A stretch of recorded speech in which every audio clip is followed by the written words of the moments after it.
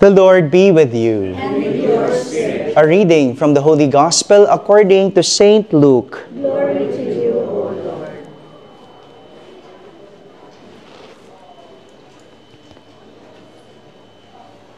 Mary set out and traveled to the hill country in haste, to a town of Judah, where she entered the house of Zechariah and greeted Elizabeth. When Elizabeth heard Mary's greeting, the infant leaped in her womb. And Elizabeth, filled with the Holy Spirit, cried out in a loud voice and said, "Most blessed are you among women, and blessed is the fruit of your womb. And how does this happen to me, that the mother of my Lord should come to me? For at that moment, the sound of your greeting reached my ears. The infant in my womb leaped for joy. Blessed are you who believe that what was spoken to you by the Lord would be fulfilled." And Mary said, "My soul proclaims the greatness of the Lord. My spirit rejoices in God my Savior, for He has looked with favor on His lowly servant. From this day all generations will call me blessed. The Almighty has done great things for me, and holy is His name. He has mercy on those who fear Him in every generation. He has shown the strength of His arm. He has scattered the proud in their conceit. He has cast down the mighty from their thrones and has lifted up the lowly. He has filled the hungry with good things, and the rich He has sent away empty. He has come to the help of His servant Israel, for He has remembered His promise of mercy, the promise He made to our father, to Abraham and his children forever." Mary remained with her about 3 months and then returned to her home. My friends, the Gospel of the Lord. Praise you, Lord Jesus Christ. Good morning, my dear brothers and sisters. Good morning, Father. Kamusta po ang pagtutour? Napagod po ba kayo? Ayos pa naman po. So early in the morning, we're so blessed and we are here. Be grateful that you are here on the feast day of the blessed, or the feast day of the visitation of the Blessed Virgin Mary. Sakto, nandito tayo. Kapistahan ni Maria. And we have a very beautiful story that we heard from our gospel today as we celebrate the visitation of Mama Mary to her cousin. If we could remember, during that time, ang buntis, hindi lang si Elizabeth. Sino? Mary. Si Mary din, buntis din. Buntis. And Elizabeth was pregnant during her old age. Tanda na niya, no? Baog pa, pero nabuntis. And probably, this is the reason why Mary, despite also being pregnant, she visited her cousin and stayed there for some months. How many months?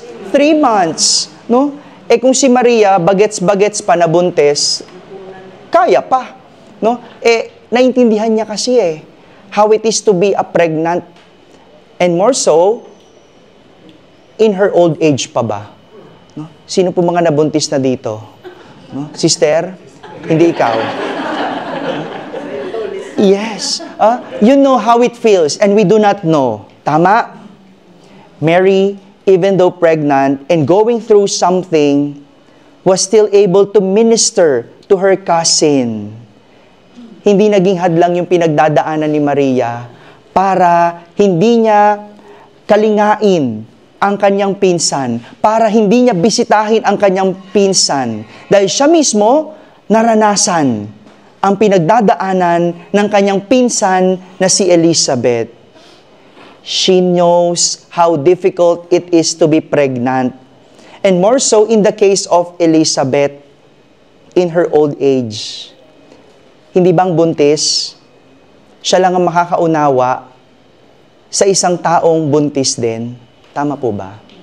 Kasi kahit sabihin ko, walang tama yun sa akin. Because I don't know. Hindi namin mararamdaman ni sister yun. Di ba, sister? Ang isang anak na pasaway, ang makakaintindi lang yan, edi yung isa ring anak na pasaway. Tama? Ang isang lalaking nagloko, sino mga kainuman niya? O, di mga nagloko din, di ba? O, iinom ka sa mabuti, sa mga matutuwid, sa mga tapat, hindi kayo magkakaunawaan. Tama? Sa huli, magsusuntukan na kayo. Kasi you don't understand each other. Ang mahirap lang, ang talagang makakapagsabi kung ano ang kahirapan. Ang namatayan, siya lang makakapagsabi kung gaano kasakit ang mamatayan. Ang maging balo. Ang makakapagsabi lang kung ano ang pagiging balo. At ganoon din kami ni sister, kami lang makakapagsabi kung anong pagiging pare at kung anong pagiging madre at pagiging single habang buhay. No po, sister? Oh. Ganon din yung mga pinagpalit, iniwan, sinaktan, sila lang din makakaunawa sa mga iniwan, pinagpalit at sinaktan. Kaya nga, ang ating pinagdadaanan at kalagayan, nawa hindi maging hadlang para tayo ay hindi magpatuloy sa buhay. Kaya wag susuko. Sa halip, gawin ang ating pinagdadaanan bilang ating misyon sa buhay. Yang ating pinagdadaanan ang magiging ating misyon sa buhay. Dahil ating ang kalagayan at ang karanasan ay maaring maging ating kabuluhan. It might be your purpose, our experience, our situation, though we do not like it, could be our purpose in life. We never know where our experience, good or bad, could lead us. So don't lose heart. What you are going through may seem pointless, but if you use it, it will become your purpose. It will make sense in the end. Ika nga nila, hurt people, hurt people. Do you understand that? Hurt people, hurt people. Yung nasaktan ka, kaya anong gagawin mo? Mananakit ka rin. Niloko ka, kaya anong gagawin mo? Manloloko ka rin. Chinismis ka, kaya anong gagawin mo? Manchichismis din. And that's how the world works and thinks, di ba? Pag sinampal ka, sampalin mo rin. Di ba? Pag niloko ka, balikan mo. That's how people works. But that's not how Christians are. Hindi ganon. Hurt people should minister to hurt people. Hindi porke nasaktan ka, mananakit ka na rin. Hindi pwedeng, chinismis ka, manchichismis ka rin. No. That is your purpose. Kung ikaw, sinaktan, that could be your purpose. You would understand the people who are hurting as well. Kung ikaw ay naloko, that could be your purpose. Look for people na niloko din and minister to them. Minister. That's what Mary did. She was pregnant. She was going through something. Yet, she went to another pregnant woman. Who's that? Her cousin Elizabeth. Her cousin Elizabeth. And in the end, she brought joy to Elizabeth. Why? Because she has joy in her heart. That's what visitation is all about. Lahat tayo bumibisita sa mga simbahan, tama? We are on a pilgrimage. And hopefully, wherever we go, we bring joy. We don't bring hate. We bring love. We don't bring anger. Or we don't bring bitterness. We bring sweetness. Ilan tayo ngayon lahat? 42. Iba-ibang pinanggalingan, iba't ibang background. Merong sarili-sariling pinagdaanan. But don't bring all those things. Kasi kung dala mo yung sakit mo, dala mo yung pain mo, dala mo yung hurt mo in the past, yan din yung dala mo ngayon. Kaya nga bilib ako dito kay Kuya Jojo At saka sana yung papa ni Father Earl? Wala na. Si Kuya Jun, yung konting kibot lang, pinagtatawanan yung mga bagay, no? Because they have joy in their heart. No? Tayong mga mabababa, wala tayong ganun no? Yung kung wala kang sense of humor, you don't have that. Hindi mo yun dala. No? Pero sila, no, konting kibot, kahit tuldok lang na pagtatawanan, no? They could make fun of it. Why? Because they have joy. At yung mga may dalang kasiraan, because they have kasiraan in their heart. No? And that's not what visitation is about. And that is what Mary is teaching us. Bring joy. Bring peace. Bring love. Bring unity. Or whatever you are going through, turn them into your own purpose.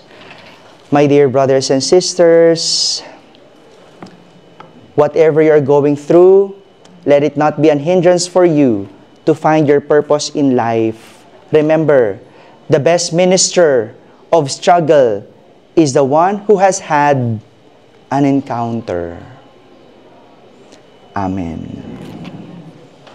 After this, it's our free time, no? You could have lunch. Tama ba ako, G? Okay. Mag-visit pa sa ni Brenda. Okay. So, and then we could have lunch on our own. And then after that, it's free time na. You could join the procession if you want. If not, you could stay or just inform G wherever you want to go po. No? You're free. You're free here. No?